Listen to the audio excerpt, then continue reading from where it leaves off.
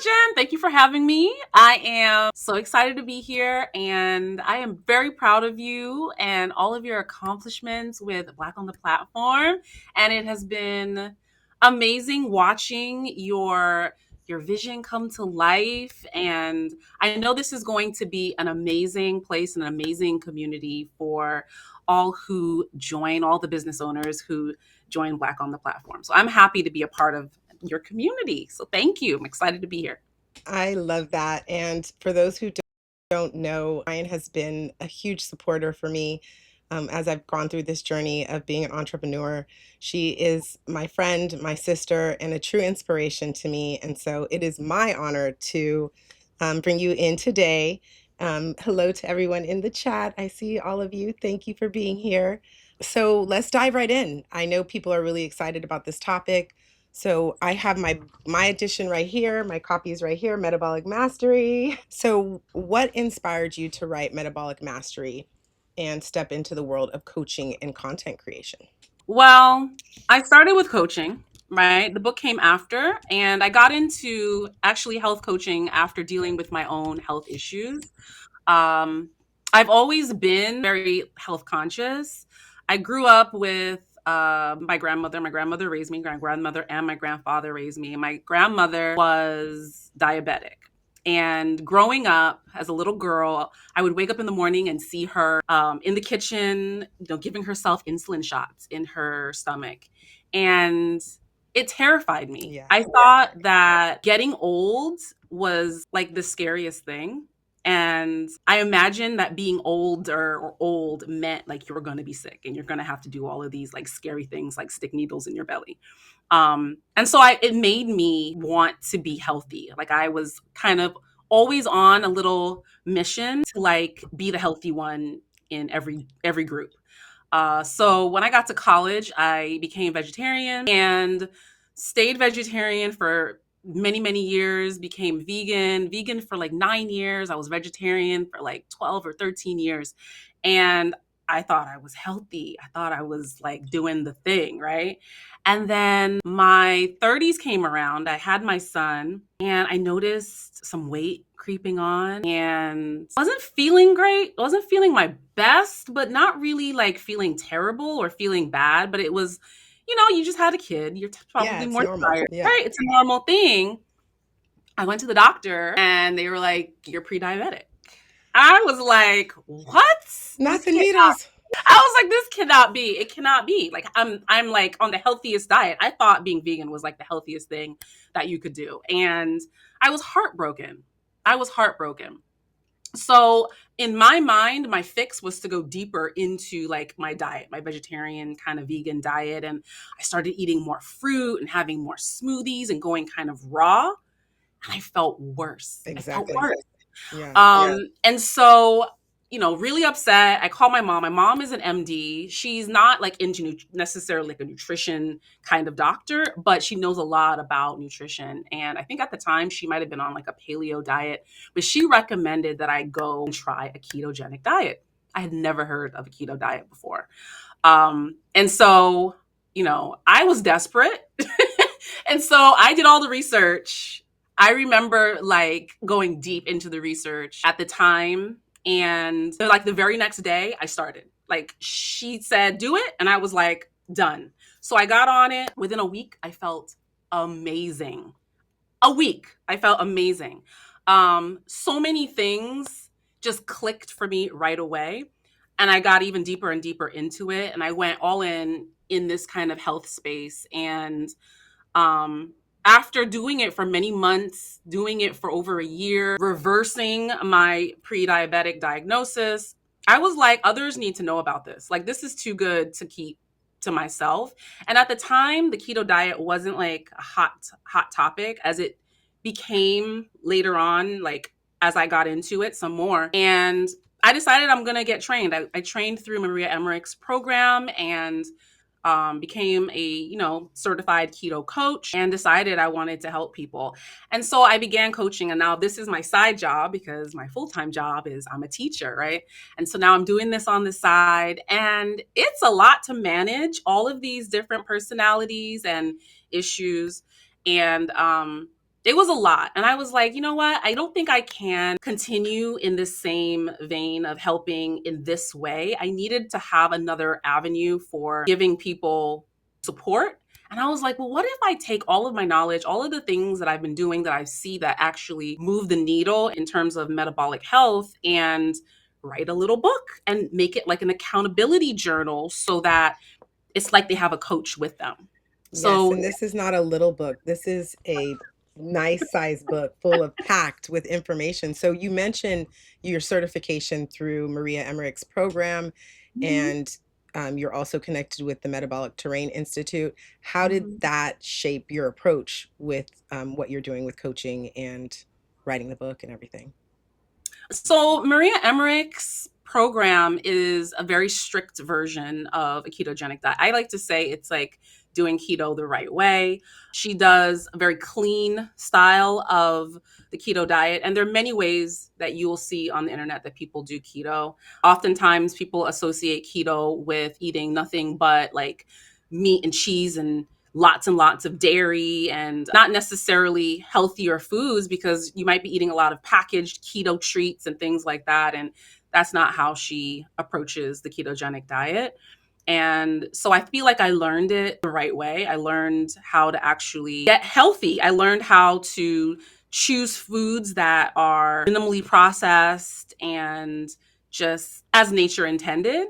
And I'm really happy that I went through her program compared to some of the other, the other people on the internet that are now doing keto coaching programs. So, Well, yeah. I don't think I ever told you this, but I learned about keto from my little sister, Gina, who is also in the chat. So, hi to Hi, you. Jane. Welcome.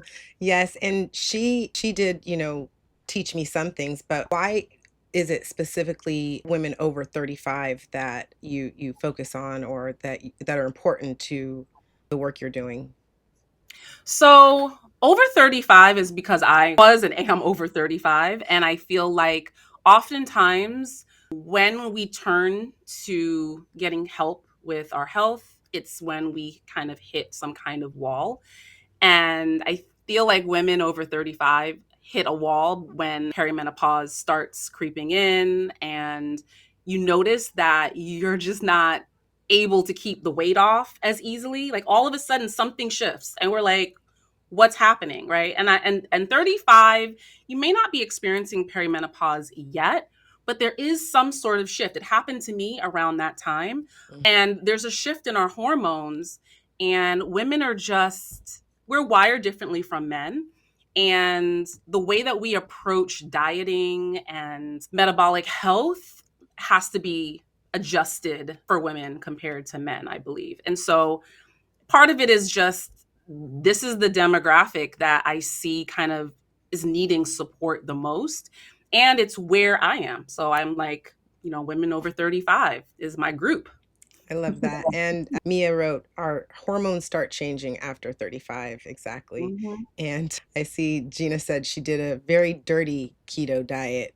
So you're right, there are those snacks, and really learning about the metabolism part is really Yeah. key. So if you've been confused about what I kept practicing metabolism because Metabolism, your it's metabolic health. metabolic, but it's metabolism. Yeah, yeah, yeah. If you're confused about what metabolism actually is, type me in the chat so we know who we're talking to. And one of the question, no, Kevin, is not just for women, because eating healthy and getting them the enough proteins, it's just that as a woman, she's speaking from that lens, but no, it's not just for women. And then Absolutely not. We all no, need to take care of our metabolic health. Men, women, exactly. yes. And Errol asked, is keto high protein, high fat? But you can answer that as you talk a little bit about metabolism and kind of help us get rid of some of our misconceptions and things. Oh, okay. So when we're talking about your metabolic health or your metabolism, we're talking about how well your body makes and uses energy, right? So if you are metabolically healthy, you're going to have steady energy throughout the day. You're going to be able to maintain a steady weight and have better long-term health. If you are metabolically unhealthy, you're probably experiencing fatigue throughout the day. Like you might hit noon and like, oh, right? You have your lunch and then there's a slump at like, 2 o'clock. You might experience brain fog. You might have cravings all the time, right? You're starting to gain weight, or you have already gained weight, and you might have a diagnosis of prediabetes or diabetes. So your metabolic health is I think probably the most important thing that you need to focus on when we talk about health. There are 5 markers that doctors look at when they are determining if you are metabolically healthy. We look at your waist size, your waist circumference. They would look at your blood sugar, your fasting blood glucose, or your A1C. They would look at your blood pressure, because high numbers are putting a strain on your heart, putting a strain on your blood vessels. They would look at your cholesterol, specifically your triglycerides, which mean if they're high, that means you have a lot of fat that's circulating in your bloodstream. And then they also look at your HDL, which is your good cholesterol. So that is what helps kind of clear the fat out of your bloodstream. So they look at those 5 areas. And if 3 or more of those areas are out of range, you have metabolic syndrome. You're basically at risk of disease. And this is really important because if you think about the diseases that we get when we are metabolically unhealthy, type 2 diabetes, cancer, which is a big one, and cancer rates are like skyrocketing right now, heart disease, women are getting PCOS, polycystic ovarian syndrome. So these are some of the things that you might be plagued with if your metabolism is not regulated. So it's just really important that we tune in. And just to note, like some people are like, oh, that's not me, but there was a study that came out of the University of North Carolina at Chapel Hill that said that only 12% of American adults are metabolically healthy. That Mm. means 88% of us, right, are suffering from some sort of, you know, metabolic issue. So it's a big deal. It's a big deal. So, Kevin wrote, I think I'm experiencing manopause as well. I can't. But this is a serious issue. So, all jokes aside, I have learned a lot from you as you have taught me about the healthy fats, the proteins. I know you eat a lot of eggs, and I think I associate eggs with cholesterol. How do you Mm. know you're walking the right line? I mean, do you constantly do blood work, or how do you check in with your levels as you take on this new lifestyle? Or those people who are watching, what would your advice be to them? So you definitely should visit your doctor, right, regularly and get those markers checked. There is a misconception around cholesterol that has been debunked, that cholesterol is bad and, we should all be afraid of things like eggs. You're fine eating, quality proteins, eating your eggs. It's not something that I am concerned about. It's something that you should begin to do research. I think when you go down this vein, when you're like, I'm going to get healthy, you need to kind of do some research and find out more. Um, because there's a lot of conflicting information. There's a lot of things out there that can scare you to not wanting to take action.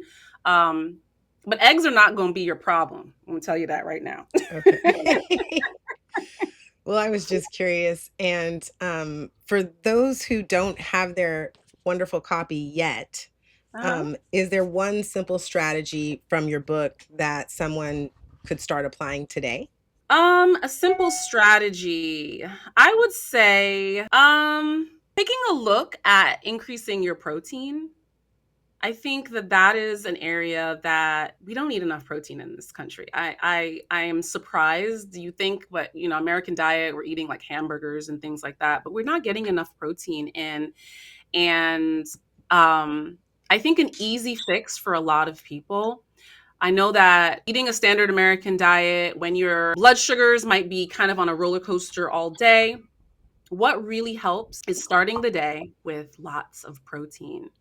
And when you have your protein at a great level, right? So ideally, it varies based on your activity level, but I'd like to say 1 gram of protein per pound of your lean mass is quite substantial amount of That's a protein. So lot. Yeah, yeah. So when you start your day, split that up into three, and you start your day with 40, 50 grams of protein, you're not going to be hungry. So my breakfast looks like at least 4 eggs, 4 to 5 eggs. I add some kind of meat to that as well. So I might add in some sausage or some bacon or some, something else that I add with that, and then some vegetables. Um, I eat that in the mornings, and this is my breakfast every single day, right? I eat that in the mornings, and when lunchtime comes around, it's like, do I need to eat? Like, I'm not even thinking about food. There is no snacking in my day because I fill up first thing in the morning. So that would be the first tip that I think anybody can begin to implement. And I should also add, keep those carbs low in the morning. You don't need to have a bunch of carbohydrates first thing. Just focus on that protein. That's what I would So do. I've been the recipient of one of Ryan's delicious breakfasts, and I can tell you that they are not lacking in any area. I think you put some avocado as healthy fats. Can you talk a little bit about what healthy fats our viewers can choose from instead of those keto snacks? Yeah. So healthy fats would be things like avocado oil. You could use butter, coconut oil. What else? Ghee. I really like ghee, tallow. Those would be considered healthy fats. We kind of want to stay away from, and this is also a controversial topic, but research is showing that seed oils, meaning seed oils come from vegetables like corn, um, canola, which comes from like the rape seed. Those should be avoided. Sunflower oil, it requires a lot of processing to actually extract the oils from these things. If you think about like corn, like you don't think of corn as like a greasy sort of fatty food, but they're able to extract oil from it, and the processing and things that go into that make it not the healthiest choice. So the oils that I mentioned before are the kinds of fats that you would want to consume. Healthy fats from like avocados would be awesome. And I've heard that corn is actually something that we have difficulty digesting. And so staying away from corn too, not just Yeah, the oil from it, but corn yeah. itself, Well, right? on a ketogenic diet, you wouldn't be eating corn because there are no grains that are involved. We don't want to eat a lot of carbohydrates, and corn has a lot of carbs. But there are some inflammatory things that I think when ancient people used to eat corn or maize, they would treat it a certain way. We've kind of lost those practices. They would I think it's called nixtamalize the corn, and they would mix it with, I think, lime and I'm not exactly sure the process, but the way that was processed, and there are some people that you can purchase like corn tortillas and things like that now that have gone through this process, and it helps remove some of the plant chemicals that can cause problems in our bodies. So if you are suffering from like lots of inflammation and things like that, you might want to stay away from grains like corn. Um, but it's not a part of a ketogenic diet usually. So Anyway. speaking of not parts of the ketogenic diet, Mr. Riley asks, can I substitute the avocado with guacamole, asking for a friend? Same thing, right? It's the same thing, absolutely. Right? Love me some And guac. I think that sometimes it's easier to go for the snacks, but there are healthy choices that we can make. Um, and Mhm, hey Terry, welcome. Um, so most corn today are GMOs, Natasha says. Yeah. mhm, that is Yeah. true. So it did take me a shift to start eating with the tips that you gave me, like going heavy on protein, even staying away from coffee past noon. I'm still working on that one.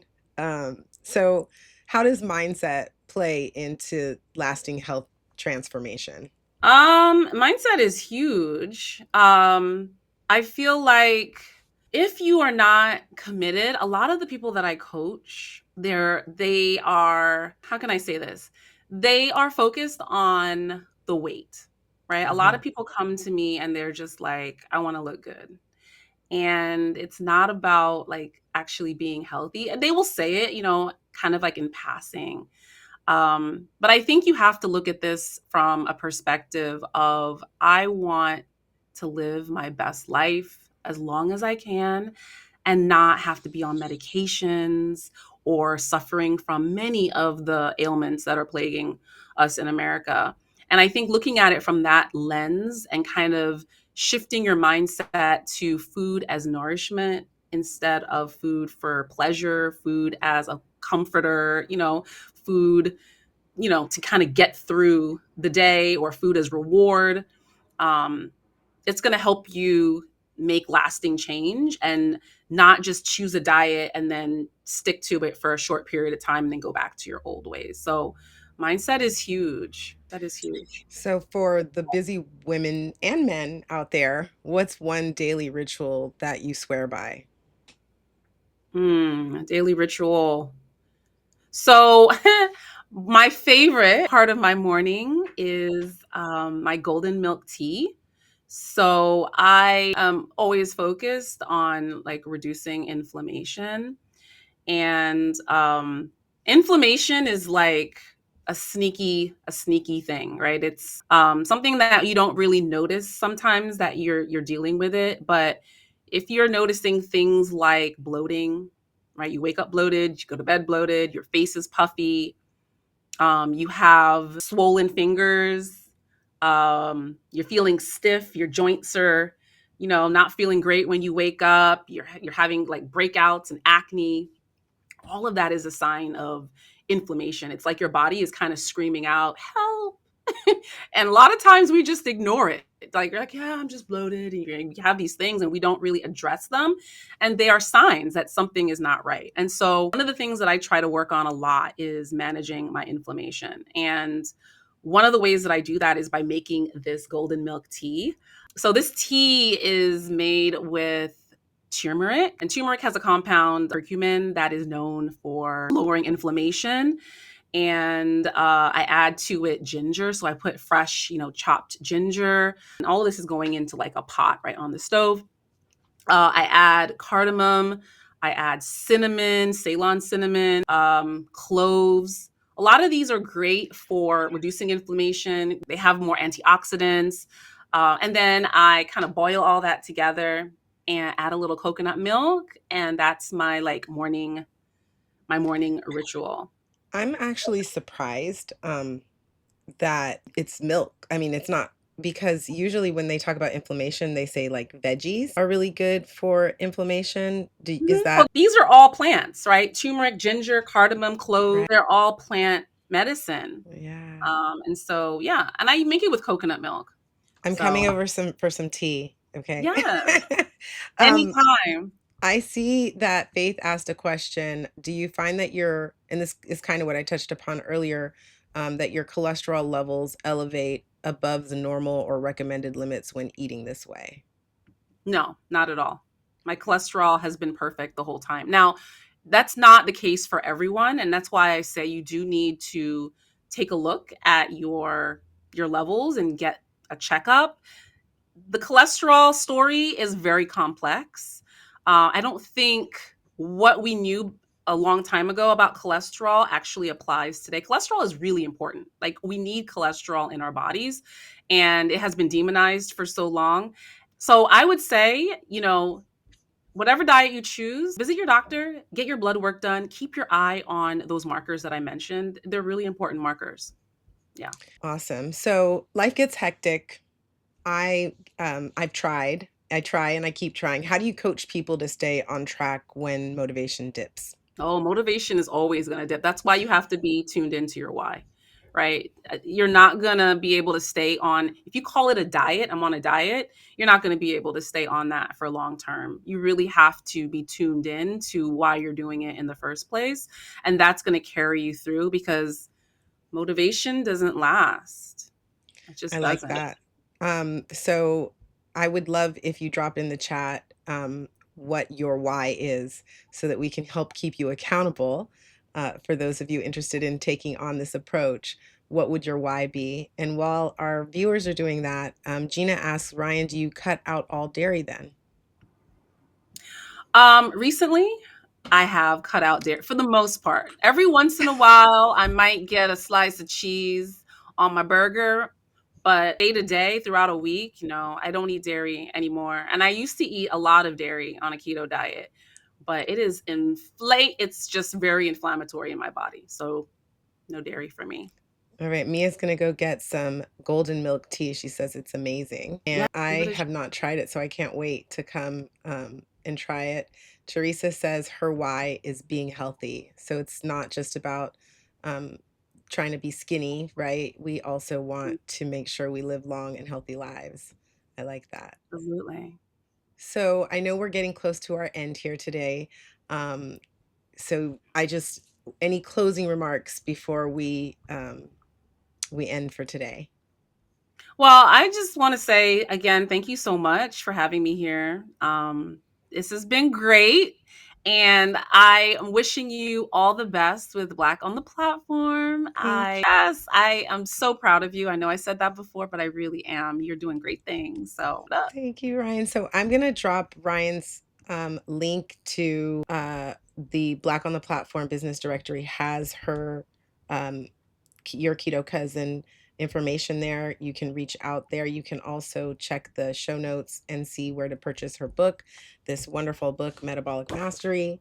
I also want to encourage you if you are ready to um, take on this way of living for health and wellness, go ahead and show some love in the chat and tell us what you're going to do or how you're going to implement this. I just dropped that link and let's see, did I do that right? I think it's in there. Yes. Thank you, Ryan, for joining us. It has been a wonderful conversation. I feel motivated to eat healthy and be aware of what I'm consuming in my body. Community is everything here at Black on the Platform. And so having you be a part of this community is an honor and a privilege. Thank you for joining us. And until next time, stay bold, stay Black, and stay building.